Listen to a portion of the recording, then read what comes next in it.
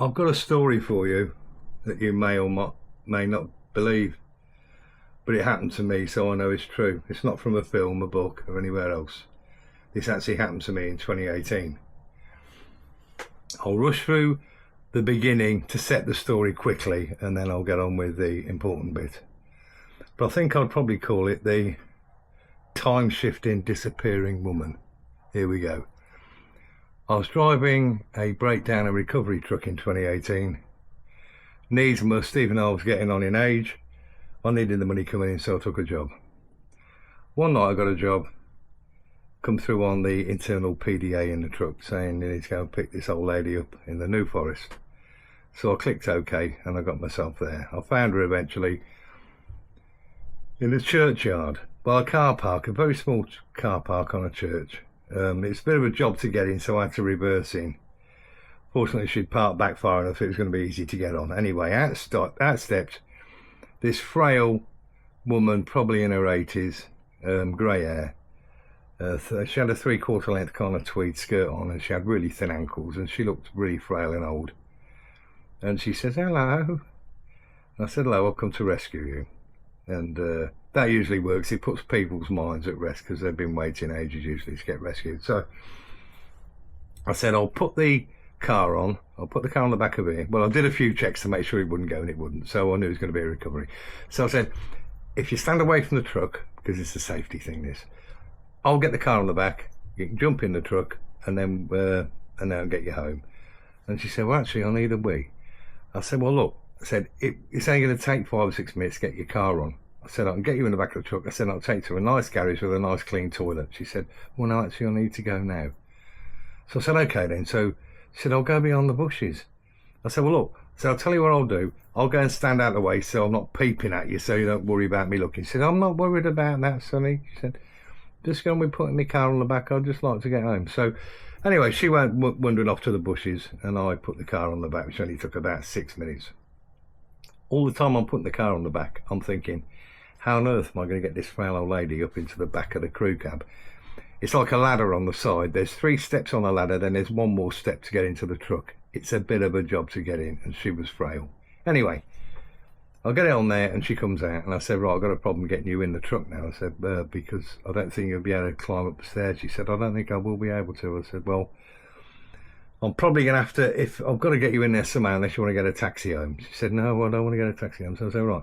I said, I'm probably going to have to give you a hand, put my hands where you're in an inappropriate place. I said, I reckon if you can get on that first step, I said, I can hold your left hip with my left hand and just underneath your bottom with my right hand. I said, because I'm a strong bloke, I said, I can quite easily assist you to get in. She said, that'll be all right. So that's what I did and got her in the back.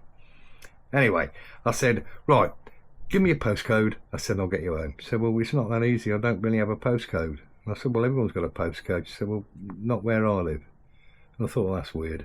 I said, okay then. She said, well, I'll tell you how to get there. She said, start going down the M3 towards London. I'll tell you where to turn off.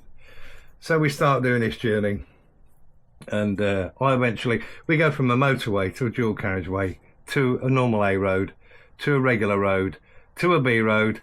And then we end up on what you call a green lane, which is a road, but it's covered in grass and mud and crap and stuff because it's hardly used. So I go down this little green lane, and then we turn left at the bottom. She says about 100 yards up on the left, there's a gap in the hedge. So I get to it, and I see this gap in the hedge, and I'm thinking, bloody hell, that's going to be tight. So I said, what's at the end of your drive? She said, it's like a T. She said, so you can turn left, and you'll be able to reverse down and drop my car off. I said, okay, that's great. So up we went. Halfway up, there's a 5-bar gate. She said, I'll get out and get the gate. And I thought, well, you won't, because the bushes were so thick and the drive was so thin that it was pushing my mirrors in. And there's just no way of getting out. So I had to push the truck into the hedges on the left-hand side so I could get out and open this 5-bar gate, which is what I did. So anyway, we get through. We go up to the T and I swing left and then reverse back. I watched out the back to make sure I've got enough room to drop her car off. I switched all my lights on. If ever seen a breakdown truck with all its lights on, we illuminate everything. Floodlights a lot. So I said, right, that's it. I said, I'll come down and give you a hand to get out. Well, I jumped out of my side and slowly walked round to the passenger side. and she was already 2 steps down, and then she jumped down the last step. And I thought, what? I thought, how she managed that? And then I looked at her, and her hair was brown from behind. And I thought, no, it's got to be the light, because I got the orange Belisha beacons on. And then she turned around and looked at me and said, I'm just going to go off to I'm going to call it a bungalow. It wasn't a bungalow, but that's what I'll call it, because she might still be alive. You'll see what I mean at the end of the story. And she looked like she was about in her mid to late 40s and attractive. So she walked off, and I thought, I don't remember her getting in the back of the truck. So I climbed up 2 steps into the truck to have a look to see where she was, and she weren't there. But the one that had got out had got the same tweed skirt on, the same coat, but like 30, 40 years younger. So the hairs on the back of my neck and arms, as they're doing now, stood on end, and I thought, what the hell's going on? Anyway, let's get to it. I dropped the truck off the back of the... I dropped the car off the back of the truck, and as I was doing that, I noticed in the garden behind the other side of the lorry was a big old house that had like been knocked down. So nearly all the brickwork had gone to maybe about 1 foot to 2 foot high. I could see where a door used to be, where a window used to be. And there's like a wild garden in the middle of it, but it's a big house. And it was behind another wall and a hedge. I also noticed that there was a load of totem poles, probably about 8 foot high. And they were grotesque. The things that were carved into this didn't look earthly at all. And I thought, everything about this place is saying, I don't want to be here. You know, especially the way she got out the truck. I mean, I didn't say anything because I was thinking, well, how can I say to her, oh, you suddenly look 40 years younger and your hair's gone brown. So, anyway, she came back out of her property, which you couldn't see because it was behind Leylandii trees and they're all big and thick. And she appeared like a bloody apparition when she came back out in this grubby white coat.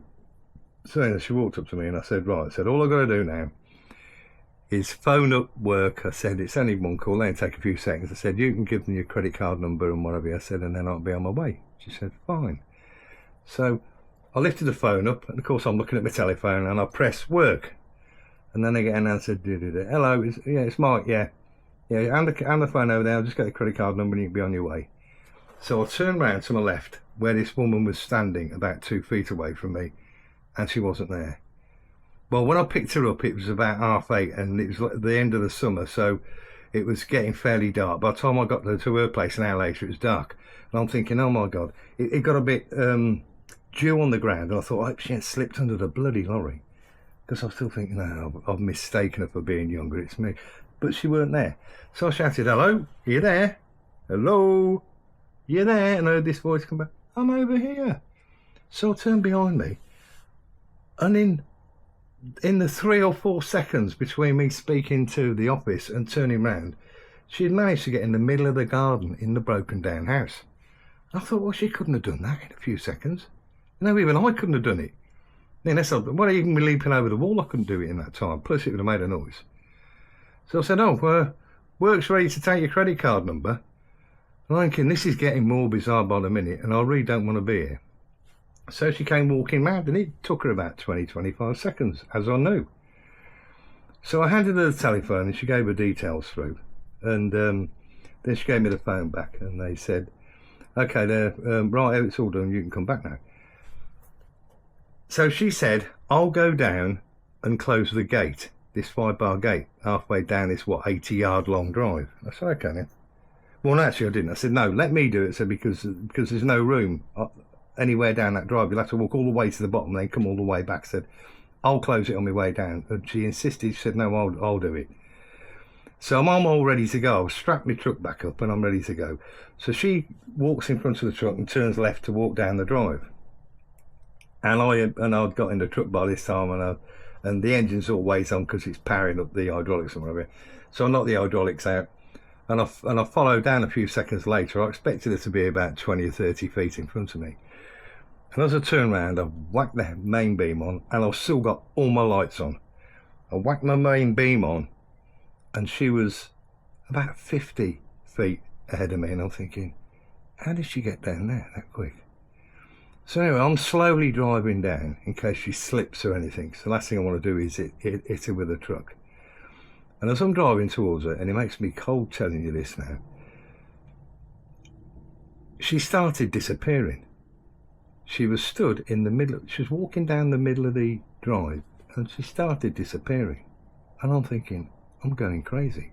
This is not happening.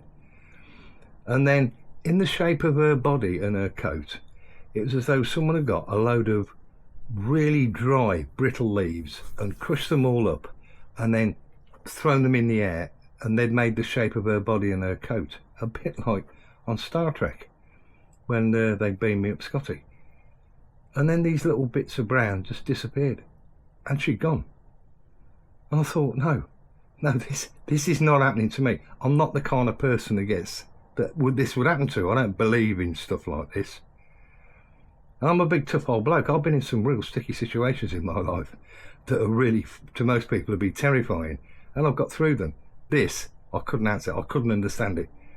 So I drove forward really carefully, looking left and right, and like I said, I've got all the lights on the truck. It's got floodlights and the Belicia's, lights on the side, lights on the front.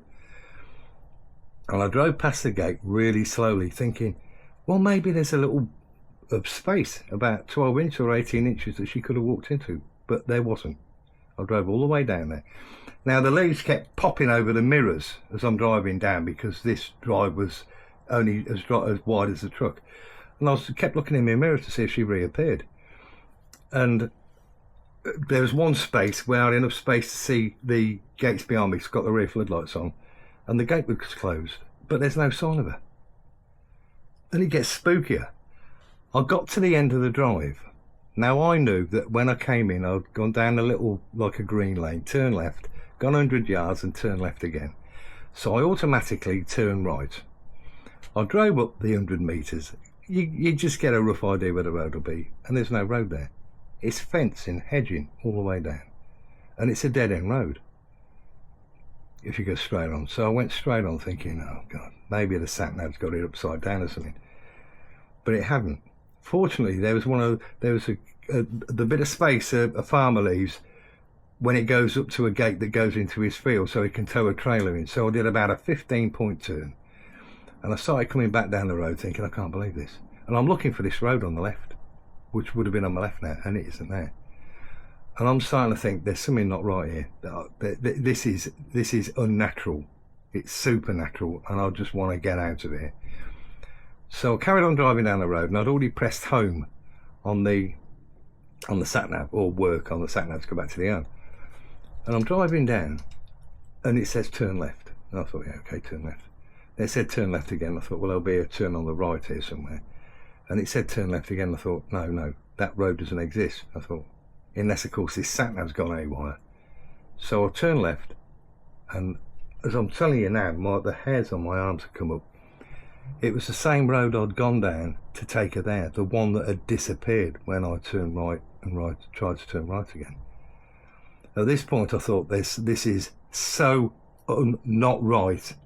And they had this horror film thing that she's sitting behind me in the back of the cab with an axe about to chop my head off.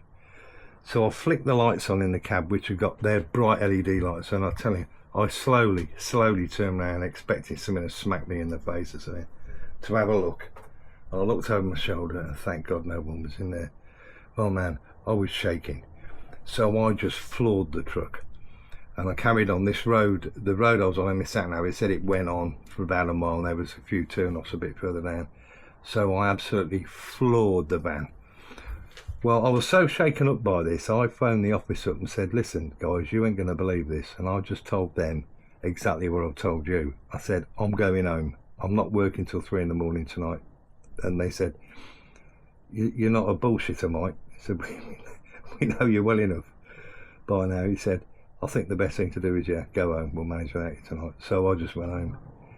But that's what happened. She went from being a frail old lady with grey hair into an upright standing, brown-haired, attractive-looking 40-something woman. She managed to travel 30 yards in 5 seconds noiselessly, and then when I followed her down that drive, she totally, absolutely, in front of my eyes, disappeared.